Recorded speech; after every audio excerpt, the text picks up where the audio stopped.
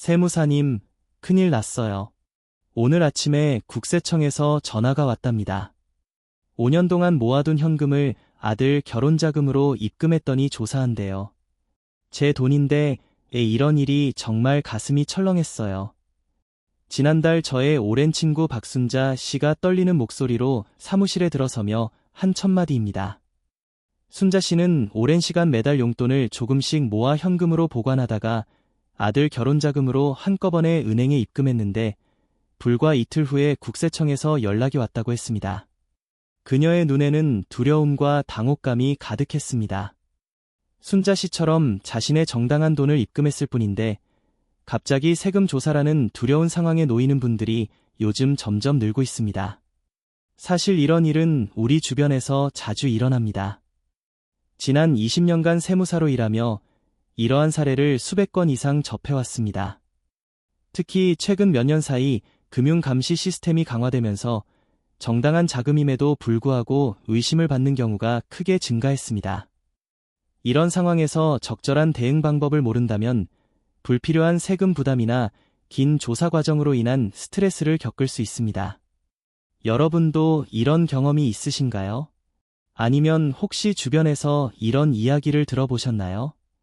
오늘은 왜 우리의 소중한 돈이 의심을 받게 되는지, 그리고 이런 상황에서 어떻게 대처해야 하는지 자세히 알려드리려고 합니다.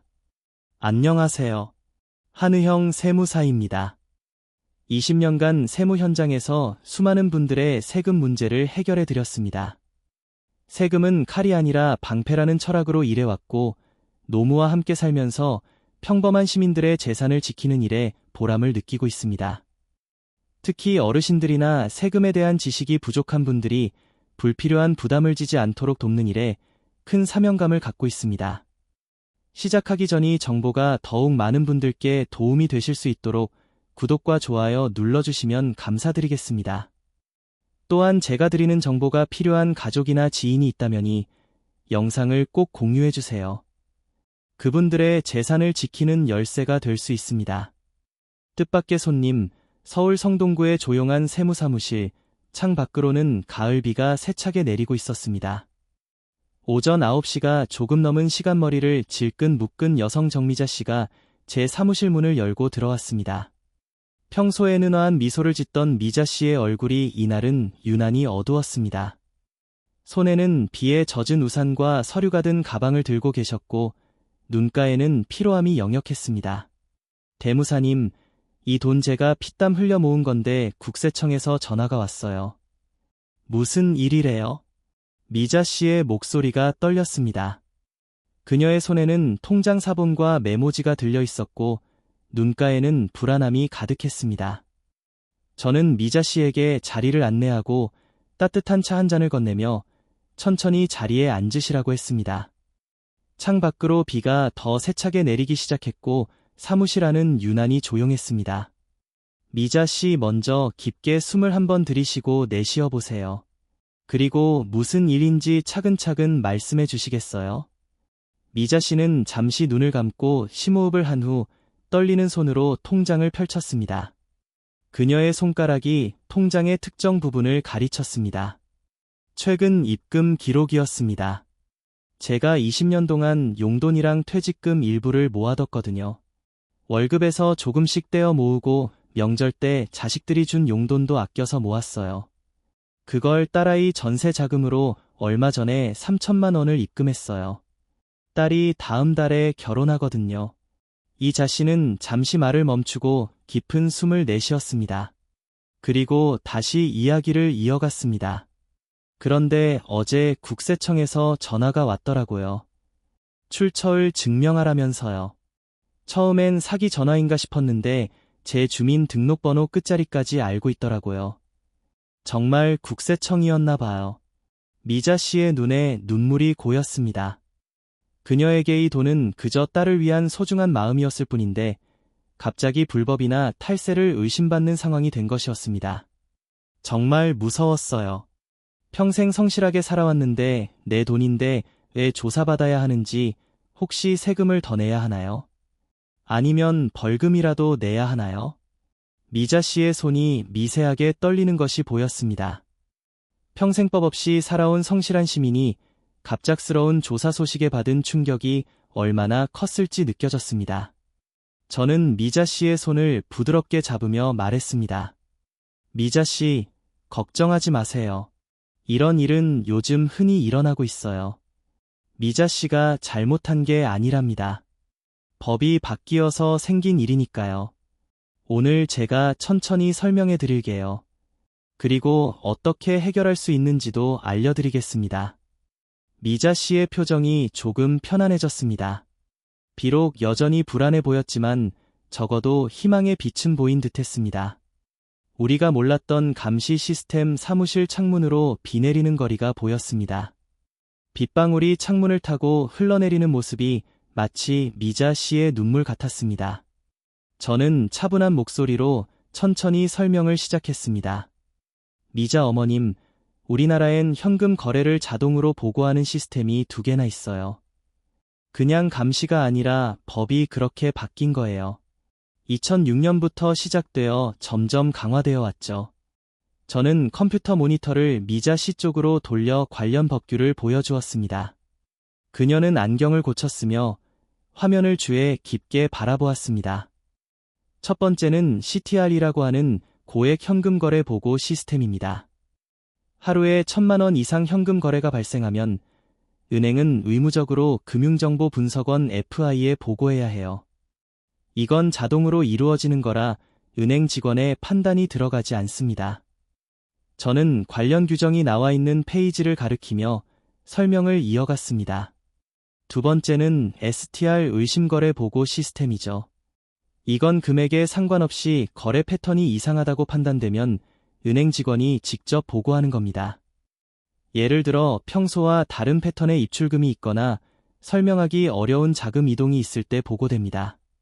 미자 씨는 당황한 표정으로 말했습니다. 그래서 ATM으로 나눠서 입금하면 괜찮은 줄 알았는데 친구가 그렇게 하면 된다고 해서 저는 미자 씨의 말에 고개를 저었습니다. 이런 오해는 너무나 흔한 일이었습니다. 그게 오히려 더 위험해요. 나눠서 입금하면 피하려는 의도로 간주될 수 있거든요. 실제로 900만 원씩 여러 번 나눠 입금하다가 더 큰 조사를 받게 된 사례도 많습니다. 이런 행동은 구조와 스트럭처리라고 해서 의심거래로 분류되기 쉬워요. 미자 씨의 얼굴이 더욱 어두워졌습니다. 그녀의 눈빛에서 불안과 혼란이 읽혔습니다. 창 밖으로는 여전히 비가 내리고 있었습니다. 그럼 제 돈인데도 마음대로 못 쓰는 건가요? 현금으로 모았다고 뭐가 잘못된 건가요? 저는 미자 씨의 어깨를 가볍게 토닥이며 말했습니다. 그렇지는 않아요. 현금으로 모으는 것 자체가 잘못된 건 아닙니다. 다만 지금은 증명이 중요한 시대가 됐어요. 돈의 출처와 사용 목적을 명확히 하는 것이 중요해졌죠. 저는 잠시 일어나 서류 캐비닛에서 몇 가지 자료를 꺼내왔습니다. 실제 사례들과 관련 법규가 담긴 자료였습니다. 이러한 제도가 생긴 이유는 자금 세탁과 탈세를 방지하기 위해서예요. 물론 미자 씨처럼 정직하게 모은 돈도 이 시스템에 걸릴 수 있지만 그렇다고 해서 반드시 문제가 되는 건 아닙니다. 이제부터 제가 어떻게 대처해야 할지 알려드릴게요. 당신도 모르게 의심받는 8가지 행동. 저는 미자 씨에게 종이와 펜을 건네며 중요한 내용을 메모하시라고 권했습니다. 그녀는 준비를 마치고 진지한 표정으로 제 설명을 기다렸습니다. 지금부터 일반 시민들이 모르고 하다가 의심받게 되는 행동들을 말씀드릴게요. 이런 행동들을 피하는 것만으로도 불필요한 조사를 예방할 수 있습니다. 저는 실제 사례들을 들어가며 의심받는 행동 8가지를 하나씩 설명했습니다. 첫째, 900만 원씩 나눠 입금하는 분할 패턴입니다. 이건 가장 흔한 오해 중 하나인데 오히려 의도적으로 보고를 피하려는 것처럼 보일 수 있어요.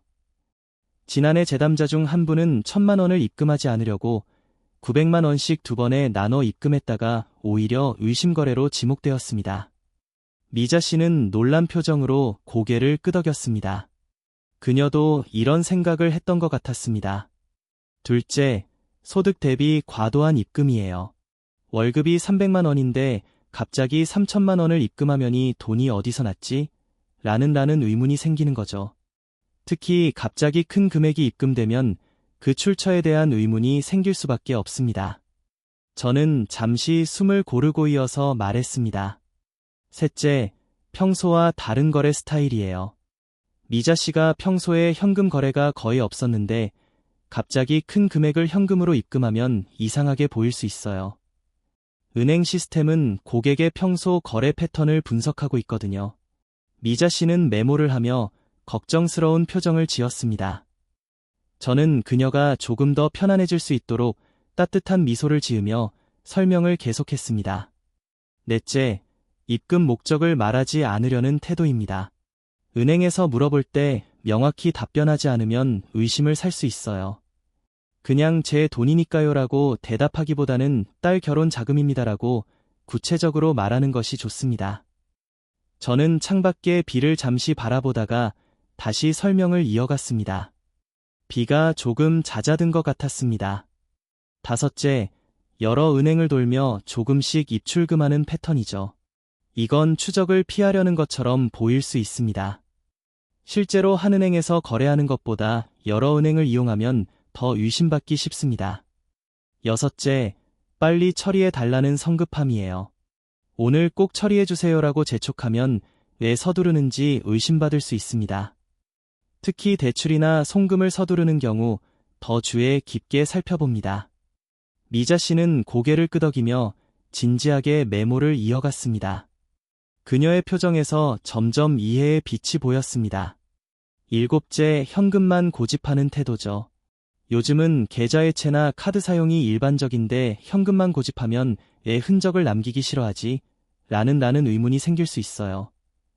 물론 어르신들은 현금 거래에 익숙하시지만 큰 금액은 계좌채가 더 안전하고 의심도 덜 받습니다. 마지막으로 명예 위장 거래예요. 가족 계좌를 이용하거나 다른 사람 명의로 거래하는 것도 의심받을 수 있습니다. 내 계좌로 하면 조사받을까 봐 딸 계좌로 했어요라는 설명은 오히려 더 큰 의심을 살 수 있어요. 설명을 들은 미자 씨의 표정이 점점 심각해졌습니다. 그녀는 작은 목소리로 물었습니다. 저는 그냥 딸 전세자금으로 입금한 건데 증명하지 못하면 어떻게 되는 거죠? 세금을 더 내야 하나요? 저는 미자 씨의 눈을 바라보며 차분하게 대답했습니다. 어머님처럼 자식 위에 입금한 돈이라도 증명하지 못하면 의심이 되는 세상이 됐어요. 최악의 경우 증여세나 소득세를 추가로 부과받을 수 있습니다. 하지만 걱정하지 마세요. 방법이 있으니까요. 지금부터 국세청에서 연락이 왔을 때 어떻게 대응해야 하는지 알려드릴게요. 국세청에서 연락이 오면 절대 하지 말아야 할 7가지. 정미자 씨는 불안한 표정으로 저를 바라봤습니다. 그녀의 손이 여전히 떨리고 있었습니다. 창밖의 비는 그쳤지만 하늘은 여전히 어두웠습니다. 그럼 연락 오면 뭐라고 해야 할까요? 그냥 모른다고 해도 되죠. 저는 단호하게 고개를 저었습니다. 절대요. 그게 가장 큰 실수예요. 지금부터 국세청에서 연락이 왔을 때 절대 하지 말아야 할 일들을 알려드릴게요. 저는 미자 씨가 잘 볼 수 있도록 화이트보드에 하나씩 적어가며 설명했습니다. 첫째, 거짓말하거나 무작정 인정하는 것입니다. 둘 다 나중에 불리하게 작용할 수 있어요. 거짓말은 더 큰 의심을 사고 무작정 인정하면 불필요한 세금을 내게 될 수도 있습니다. 제 내담자 중 한 분은 겁이 나서 제가 신고 안 한 소득입니다라고 말했다가 나중에 큰 어려움을 겪었어요. 저는 잠시 미자 씨의 표정을 살폈습니다. 그녀는 진지하게 듣고 있었습니다. 둘째, 혼자 해결하려고 시도하는 것이에요. 세법은 구조가 매우 복잡해서 전문가의 도움 없이는 어려울 수 있습니다. 세무사나 변호사의 도움을 받는 것이 현명합니다. 전문가는 어떤 서류가 필요한지, 어떤 절차를 밟아야 하는지 정확히 알고 있거든요. 미자 씨는 메모를 하며 진지하게 듣고 있었습니다. 그녀의 표정이 조금씩 편안해지는 것이 느껴졌습니다. 셋째, 요구받은 서류를 모두 무조건 제출하는 것입니다. 때로는 필요한 최소한의 서류만 제출하는 것이 더 현명할 수 있어요. 불필요한 서류까지 제출하면 오히려 더 큰 조사를 유발할 수 있습니다. 지난해 제 고객 중 한 분은 국세청이 요구하지도 않은 10년치 통장 내역을 모두 제출했다가 오히려 더 큰 조사를 받게 되었어요. 넷째, 감정적으로 대응하는 것이에요.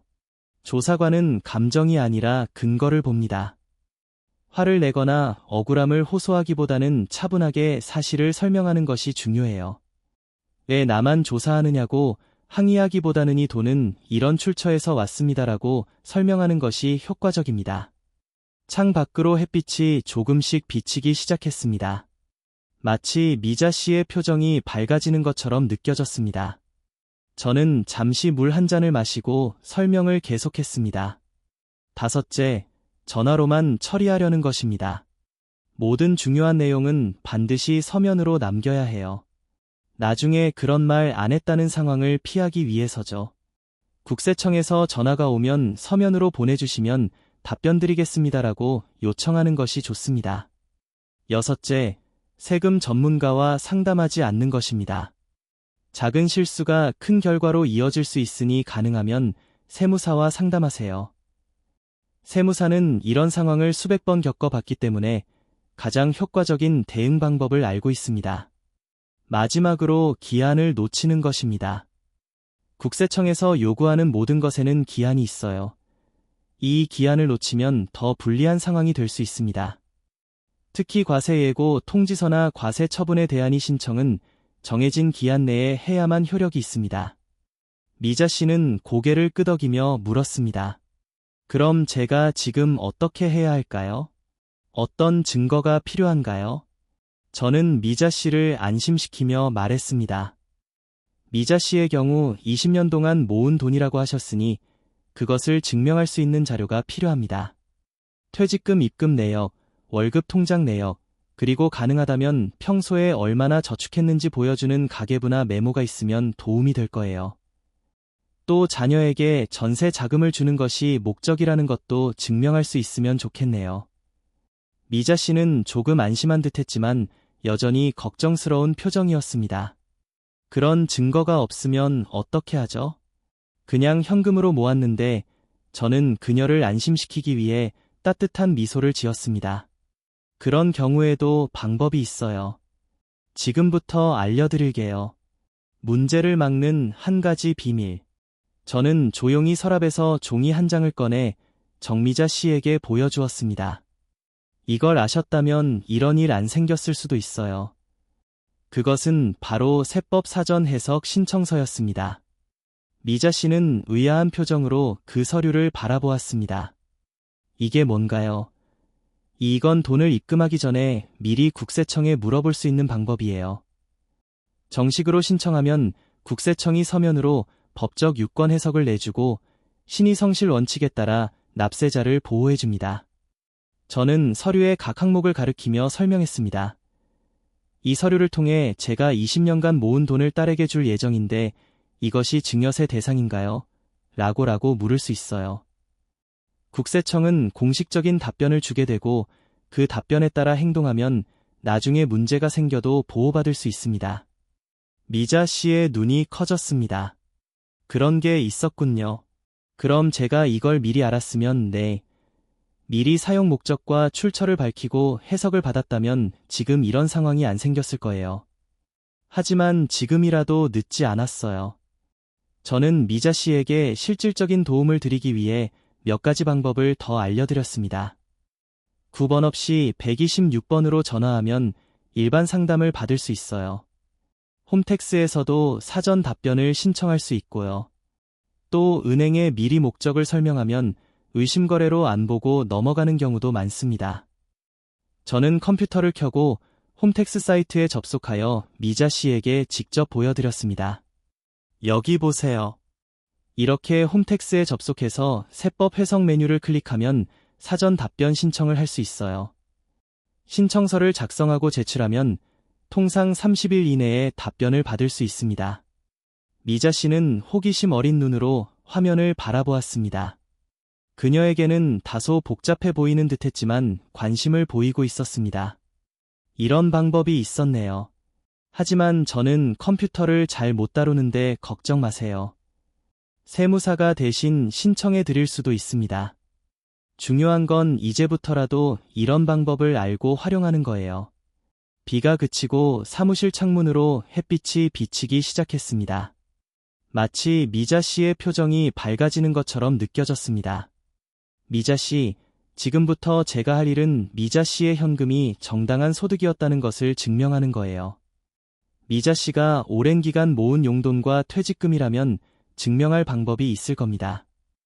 저는 책상 위에 있던 서류 정리함에서 빈 종이를 꺼내 미자 씨 앞에 놓았습니다. 우선 미자 씨의 소득 이력을 정리해 볼게요. 언제 퇴직하셨고 퇴직금은 얼마였는지, 그동안 어떤 소득이 있었는지 최대한 자세히 적어주세요. 미자 씨는 천천히 자신의 퇴직 시기와 퇴직금 액수, 그리고 월급이나 기타 소득에 대해 기억나는 대로 적기 시작했습니다.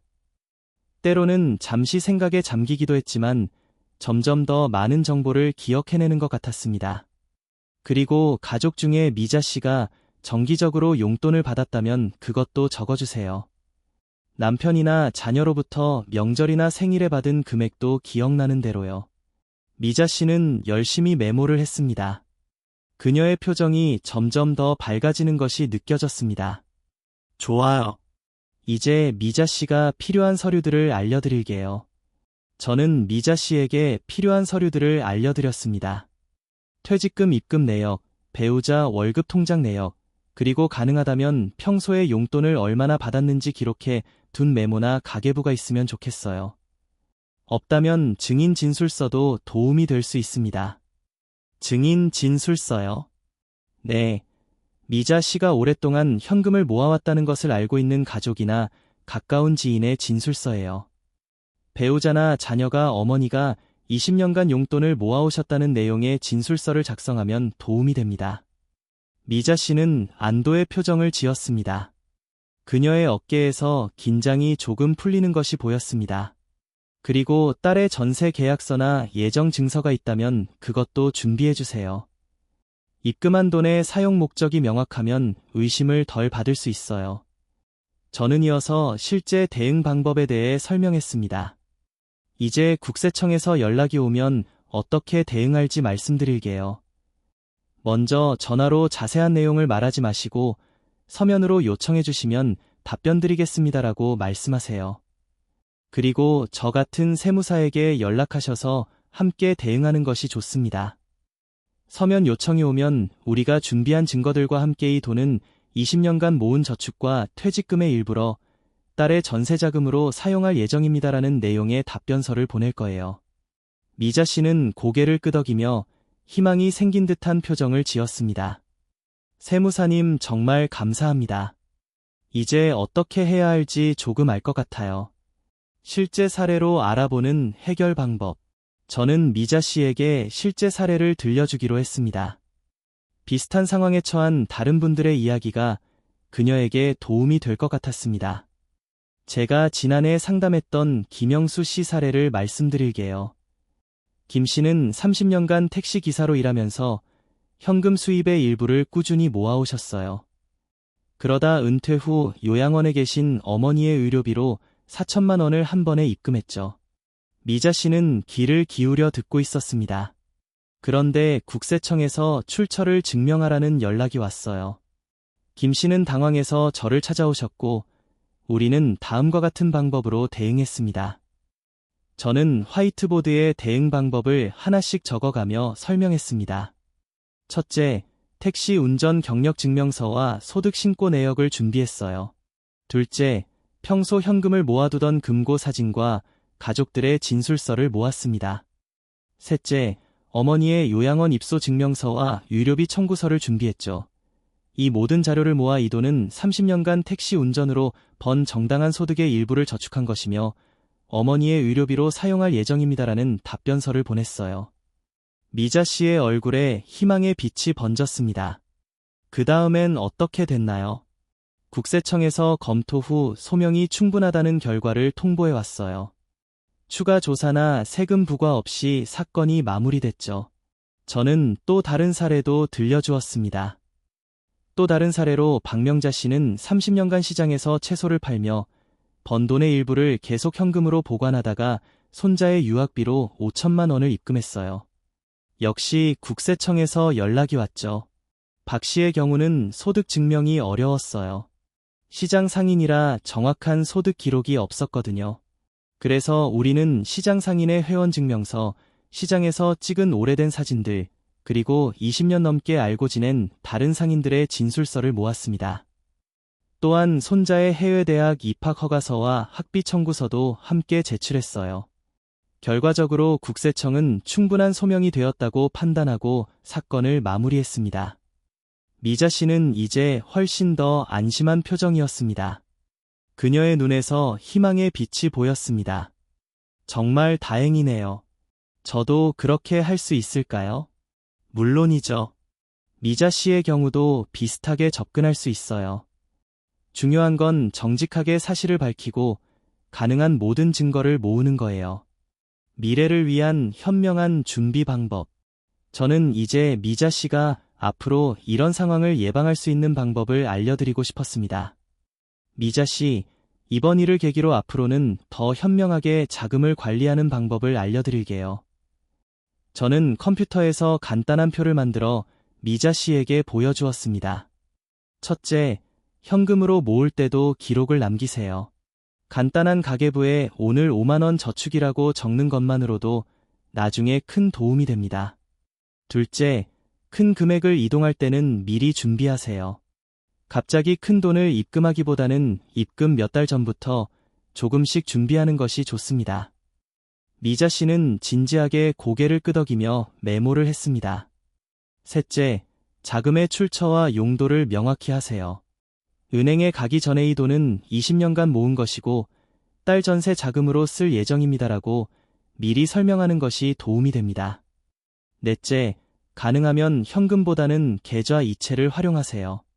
황금 거래는 증명이 어렵지만 계좌 이체는 기록이 남아 나중에 증명하기 쉽습니다. 저는 창밖으로 보이는 맑아진 하늘을 바라보며 말을 이어갔습니다. 다섯째, 큰 자금 이동이 예상될 때는 미리 세무사와 상담하세요. 사전에 계획을 세우면 나중에 생길 수 있는 문제를 예방할 수 있습니다. 마지막으로 국세청 사전 해석 제도를 활용하세요.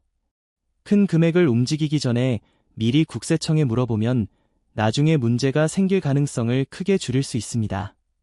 미자 씨는 이제 훨씬 더 편안해 보였습니다. 그녀는 메모를 마치고 펜을 내려 놓았습니다. 세무사님 정말 감사합니다. 이제 어떻게 해야 할지 알 것 같아요. 그동안 너무 무서웠거든요. 마무리 조언 돈보다 중요한 것. 정미자 씨는 이제 조금 안정된 표정으로 고개를 끄덕이며 작게 웃었습니다. 세무사님 진작 물어볼 걸 그랬네요. 며칠 동안 잠도 제대로 못 잤어요. 저는 따뜻한 미소를 지으며 말했습니다. 미자 씨 현금도 세금도 미리 준비하면 아무 일도 없어요. 그게 우리가 지킬 수 있는 평범한 안심이죠. 그리고 가장 중요한 건 정당하게 번 돈이라면 두려워할 필요가 없다는 거예요. 사무실 창 밖으로는 이제 완전히 맑은 하늘이 보였습니다. 마치 미자 씨의 마음속 구름이 걷히는 것처럼 느껴졌습니다. 저는 20년간 세무사로 일하면서 많은 분들이 같은 걱정을 하는 것을 봤어요. 하지만 결국 중요한 건 증명입니다. 정당한 돈이라면 반드시 증명할 방법이 있어요. 저는 미자 씨의 손을 잡으며 마지막 조언을 건넸습니다. 3가지만 기억하세요. 첫째, 모든 거래는 기록으로 남기세요. 현금을 모을 때도 출처와 사용 계획을 메모해두면 나중에 큰 도움이 됩니다. 둘째, 큰 금액을 움직일 때는 미리 상담받으세요. 세무사나 국세청 상담실을 통해 안전하게 진행하는 방법을 알아보는 거죠. 셋째, 당황하지 마세요. 정당한 돈이라면 증명할 방법이 반드시 있습니다. 침착하게 대응하는 것이 가장 중요해요.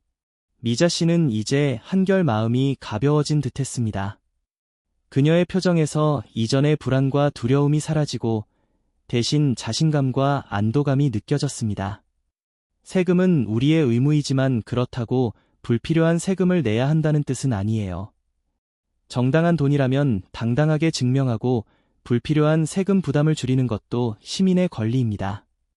미자 씨는 일어서며 감사의 인사를 건넸습니다. 세무사님 덕분에 마음이 한결 편해졌어요. 앞으로는 이런 일이 생기지 않도록 미리 준비해야겠네요. 특히 가계부 작성을 시작해야겠어요. 저는 미자 씨를 사무실 문까지 배웅하며 말했습니다. 국세청에서 연락이 오면 바로 저에게 알려주세요. 함께 대응해 드릴게요.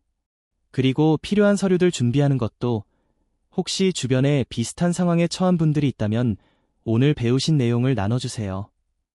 우리 모두 열심히 번 돈이 의심받지 않고 당당하게 쓰일 수 있는 세상이 되길 바랍니다. 그때까지 저 같은 세무사들이 여러분의 재산을 지키는 방패가 되어 드리겠습니다. 미자 씨가 떠난 후 저는 창밖을 바라보았습니다. 비가 그치고 맑은 하늘이 펼쳐져 있었습니다. 세상은 복잡해졌지만 그 속에서도 우리의 정당한 권리를 지킬 수 있는 방법은 항상 있다고 생각했습니다. 세금 제도는 때로 우리를 위협하는 칼처럼 느껴질 수 있지만 올바른 지식과 준비가 있다면 오히려 우리를 보호하는 방패가 될 수 있습니다. 그것이 바로 제가 20년간 세무사로 일하며 깨달은 진실이었습니다. 미자 씨의 그 후 이야기. 미자 씨의 이야기에는 해피엔딩이 있습니다. 우리가 준비한 대로 국세청에 답변서를 제출하고 약 한 달 후 소명이 충분하다는 결과를 받았습니다. 미자 씨는 추가 세금 없이 딸의 전세자금을 무사히 마련할 수 있었습니다.